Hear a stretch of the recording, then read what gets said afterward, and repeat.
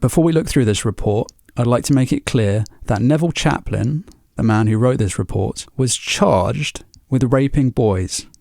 You can see here in this newspaper clipping, a pensioner has been charged with sexual assault and rape in relation to alleged incidents at Swanbourne House School in the 1980s, where Chaplin was a deputy headmaster and housemaster at the school. When I was at King's House School, Neville Chaplin was the headmaster at the school.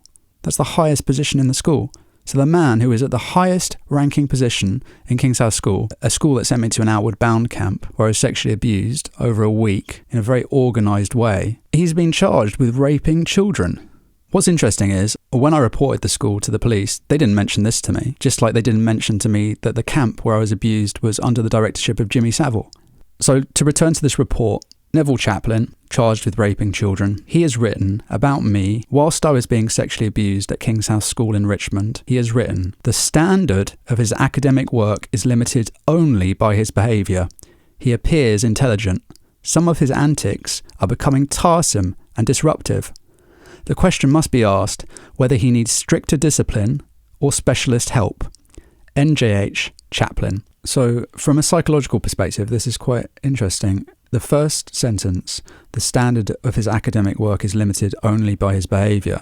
This applies to Neville Chaplin himself. I remember he was a maths teacher. He wrote textbooks. In the classroom, he distributed his own textbooks, which we then had to work from. So he did produce academic work, which was limited only by his behaviour. I feel that Neville Chaplin's work in mathematics would have been much better had he not been raping children and covering up the rape of children at King's House School. The second line, "he appears intelligent." This was also true of Neville Chaplin. He did appear intelligent. He was intelligent enough to create a reasonable veneer of normality. Of course, it's also fundamentally stupid. The next line, "some of his antics are becoming tiresome and disruptive." Yes, this is also true of Neville Chaplin. His antics in abusing children and allowing children to be abused at the school did become extremely tiresome and disruptive. And then the final line in the report, "the question must be asked whether he needs stricter discipline or specialist help." Personally, I believe that discipline is an incredibly stupid idea. Basically, the idea is if someone's hurt and confused and acting out, that you should hurt and confuse them more. However, specialist help, I do think Neville Chaplin could have done with specialist help. Someone needed to intervene in the school and understand why was this headmaster raping children? Why was he unable to empathise with children? What had happened to him that required that he repeat the abuse unconsciously? What happened in Neville Chaplin's childhood? This is why I think he's entirely correct in his final statement, which is that specialist help was required, but it wasn't required for me as a survivor of his abuse. It was required by him as someone who should have been protecting and looking after children, not abusing them. So here we're looking at a science report, and to the best of my knowledge, this report was written by one of the men who transported us to the camp at Outward Bound in the north of England, where I was ritually abused over a week. I later discovered, as an adult, that the camp was under the directorship of Jimmy Savile and the patronage of Prince Philip, husband to the Queen, father to Prince Andrew, who we know rapes trafficked children supplied by Jeffrey Epstein, and also father to Prince Charles, who is very close friends with Jimmy Savile. In this science report, this teacher has written, "He often appears to be in a dream, but he nevertheless enjoys the lessons, and this examination result was satisfactory. I am therefore pleased with his progress." This teacher has written that I often appear to be in a dream. I mean, I was intensely dissociated because I'm being sexually abused at home. Another reason is that I'm being sexually abused at the school. And a third reason is that I was taken to a camp, an organised camp in which I was abused together with other children over a week. So that is the reason why I appear to be in a dream. Okay, so here we have an art report. This art teacher was not abusive. However, she participated in denying and covering up the abuse that other teachers were participating in. I can't believe that any teacher at this school didn't know what was being done to children or didn't have some sense of what was happening elsewhere in the school. However, I want to make clear that this teacher did not abuse me. She ran the art classes, which are in an attic space at the top of the school. And I think she might have actually been one of the few individuals in the school who showed any care or concern for any of the students. She writes, "He shows considerable talent and intelligence, particularly in craft design technology. It is a pity he occasionally lapses into very silly behaviour." Again, I mean, it's kind, the compliment that I show intelligence and talent, that's encouraging. This is how these reports probably should be written. You should write things that encourage and enthuse a child. However, the final part of this report is extremely problematic, and I think it happens in schools even today. She's written, it is a pity he occasionally lapses into very silly behaviour.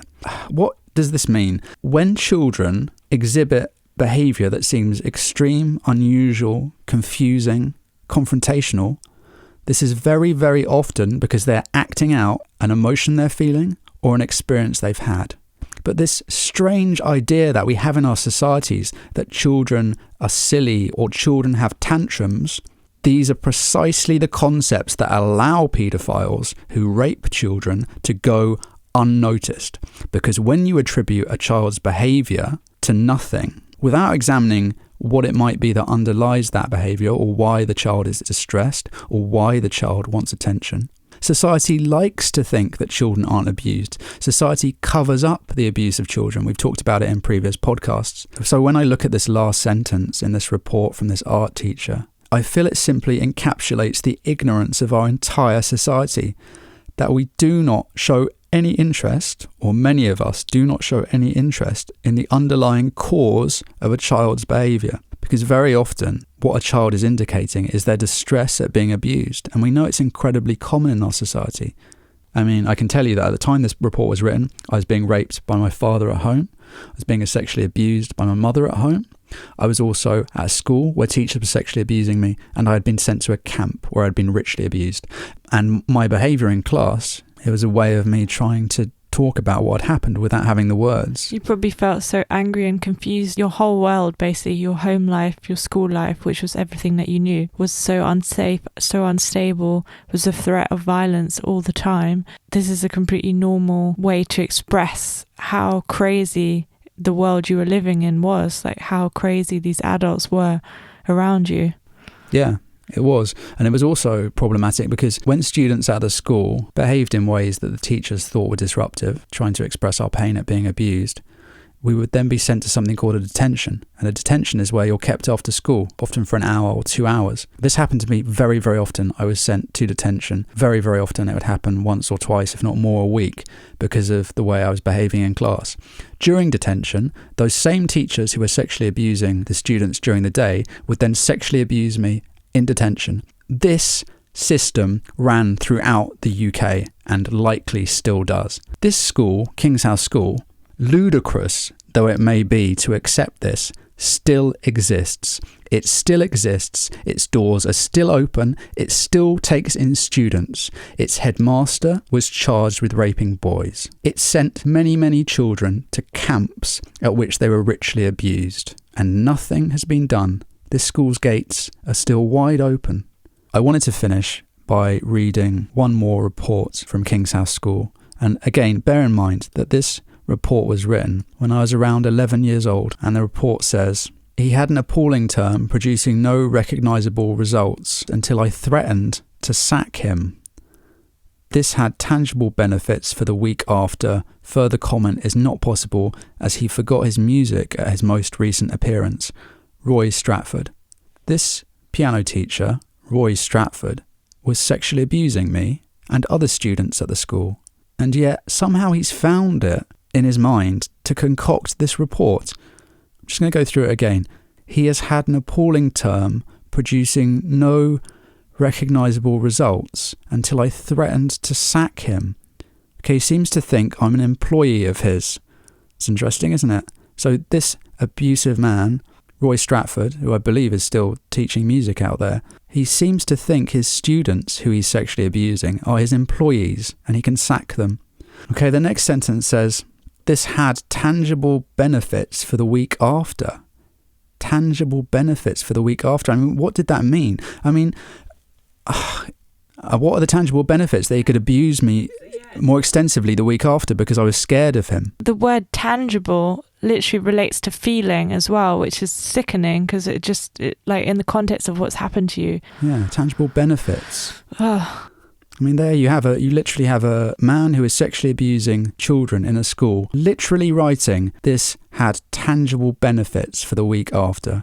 Okay, then the final part of the report reads, Further comment is not possible as he forgot his music at his most recent appearance. Well, yeah, I did forget my music. I think I forgot my music whenever I was near this man, as in I lost myself because of the extent of the abuse. I think the real problem is Roy Stratford forgot his music, as in he forgot his integrity, he forgot his soul. And again, I read this report and Roy Stratford has actually written a report about himself, but he's accidentally put my name in his place. If we go back through the report, Roy Stratford has had an appalling term, producing no recognisable results.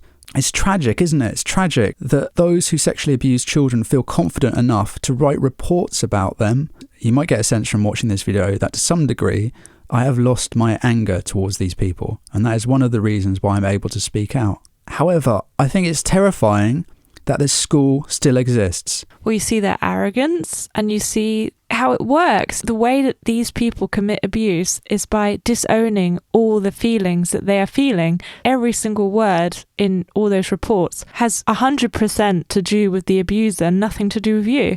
All those feelings of shame, guilt, disgust belong to the abuser. I was essentially trapped in this school for 3 years. No one did anything to help me. No one spoke out for me. No one looked at these reports and thought, this is a bit fucking intense and creepy. No one did that. So the reason I'm making this video is because I want it to be known what schools like King's House do to students. Anyway, it's been around 30 years since I was at King's House School, and I've decided it's time to write a report on them. And so here is my report on King's House School. The standard of King's House School's teaching is limited only by its epidemic of paedophilia. The school appears legitimate, but its antics are becoming tiresome and disruptive. The question must be asked whether King's House School needs stricter discipline or specialist help. The school's connection to Jimmy Savile, Outward Bound, and the British establishment often distract it in class. We recommend that the school be torn down and a memorial to all the children it has sexually abused be put in its place. Phoenix and Aria. Just want to return to the report written by the piano teacher who was sexually abusing me. I remember when I finally left this school and I was free of his abuse, I did return to the piano. One of the pieces I wrote was about the sense of strength and freedom that I felt in leaving that place, in leaving King's House School, and in speaking out against what they did to me. And so here is a piano piece in memory of the kid I was, and in memory of all the children who were hurt by this school.